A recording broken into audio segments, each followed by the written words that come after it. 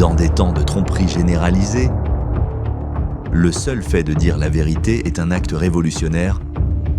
Notre cher Congo est pris sous un déluge incessant de chaînes web, d'influenceurs et de faux récits. Plus les voix se multiplient, plus la véritable information, celle qui est sourcée, vérifiée et essentielle, se retrouve menacée. Oubliez les rumeurs de quartier. Nous sommes entrés dans l'ère de la désinformation 2.0. Votre téléphone n'est plus seulement une caméra, c'est une porte ouverte à la manipulation. Une porte que l'intelligence artificielle rend désormais terrifiante de réalisme. Qu'est-ce que la désinformation? C'est le poison, un mélange délibéré de fausses informations, dosées pour nuire, manipuler ou générer un gain, souvent financier, toujours politique.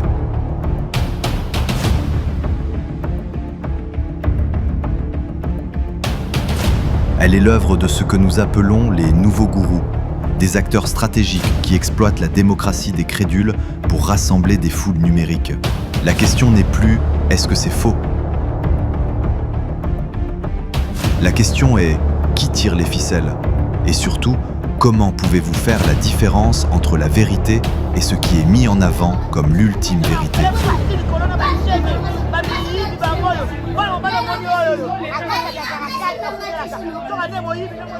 Nous avons mené l'enquête au cœur des réseaux sociaux congolais.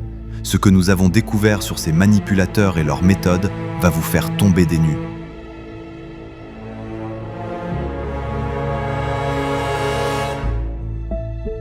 Bienvenue dans notre investigation exclusive Désinformation 2.0, la RDC à l'ère des faux récits. Pour une exploration approfondie et complète du thème, procurez-vous votre exemplaire, imprimé ou e-book, dès aujourd'hui.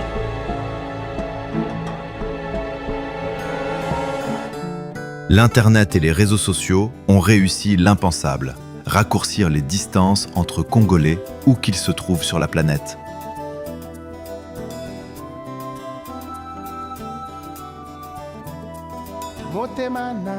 Il fut un temps où les influenceurs et pseudo-journalistes se cantonnaient au domaine des arts, de la musique, du théâtre ou au bruit de l'extérieur.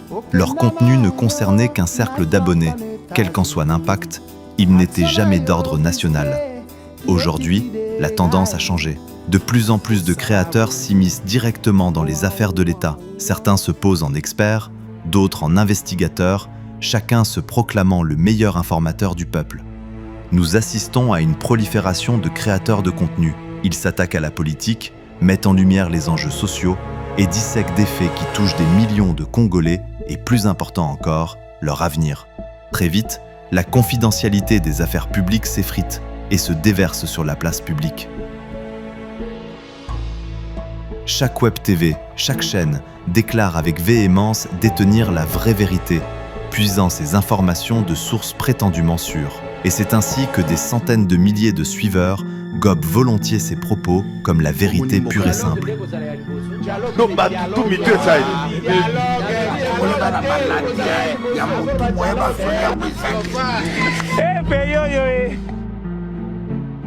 Face à la dimension de la responsabilité qu'implique l'avancement de faits sur une si grande nation comme la République démocratique du Congo, il est de notre devoir à tous de savoir filtrer et analyser ces informations.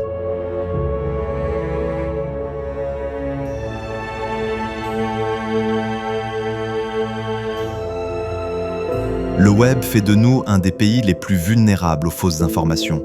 Notre avenir dépend aussi de notre capacité à discerner l'information crédible du simple bruit.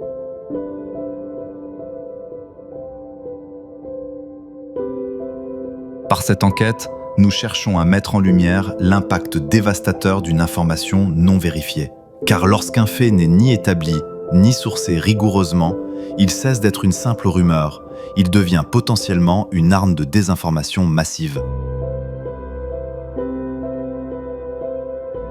Notre enquête se concentre sur les 3 étapes cruciales de la désinformation. La source qui transmet l'information, sa vérification par le journaliste ou l'influenceur, puis sa divulgation au public. Pour cela, nous avons ciblé des web TV qui se disent toujours fondées sur des sources sûres. Notre test, nous leur avons fourni de fausses informations, un mélange de faits d'actualité, de scandales et de détails inventés, en nous présentant comme une source fiable.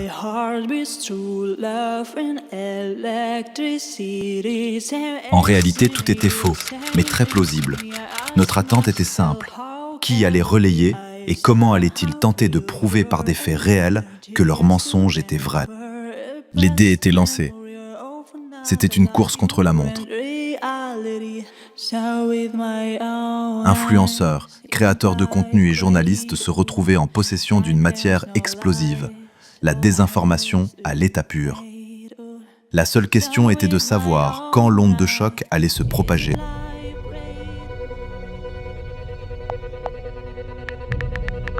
Bonjour, j'ai des informations qui pourraient vous intéresser. Des dossiers lourds. Je vous écoute. Je veux juste être sûr que si je vous livre tout, l'affaire fera assez de bruit pour qu'on m'entende enfin.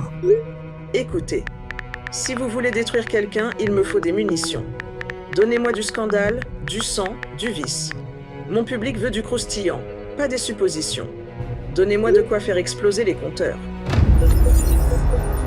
Aucune identité déclinée, aucune vérification demandée, ni besoin de se rassurer quant à la source de nos informations.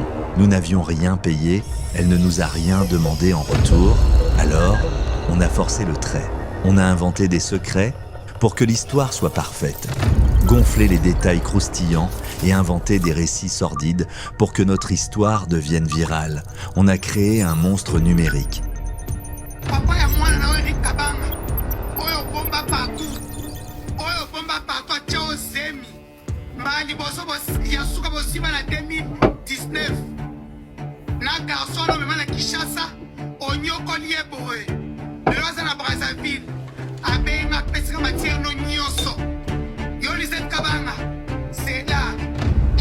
Mwana moko aza mwasi moko aza na mwana moko mwana aza na 5 tata nzoka nde papa mwana wana garçon moko lambda yeme ministre abenga ministre wana pour un rendez-vous ministre abwakisa et donc abenga makangu ne Lisette regarde ministre tel abenga Lisette ministre abi comment tu connais cet homme là mais abando lala yekala katula soif ne na Canada. Le feu Etienne Mundele $1 qui revient moi makila mwana. Kevin wana babotane na Canada. Kevin a koki bondumba na félicité. Makimisi Kevin baïne na Belgique. Et je vois quelqu'un m'appeler. Oui, c'est présent, je suis ami de Kevin, tout ça. Kevin, mon ami, a été en danger, etc. Parce que il me relate l'histoire qu'il a un enfant avec Lisette Kabanga, etc. Il a créé des problèmes et tout ça. On a fait fuir Kevin en Belgique. J'ai dit, papa, prépare-toi, je vais te recevoir dans l'émission. Oh, j'ai dit, je vais fouiller le visage. L'attente fut de courte durée. Très vite, les influenceurs et les journalistes ont réagi. Nous avons constaté quelques jours plus tard l'embrasement spectaculaire des réseaux sociaux. La nouvelle était relayée massivement et distribuée sur toutes les plateformes, TikTok, YouTube, etc. Nous observions alors la prolifération de vidéos dénuées de preuves tangibles, mais toutes présentées comme des éléments véridiques. Les créateurs de contenu et les influenceurs capitalisaient sur le buzz, chacun isolant un extrait pour soutenir sa propre narration. L'intensité et la passion avec lesquelles ces individus s'exprimaient visaient à légitimer et à accréditer des faits dont la véracité était loin d'être établie. Pour une exploration approfondie et complète du thème, procurez-vous votre exemplaire, imprimé ou e-book, dès aujourd'hui.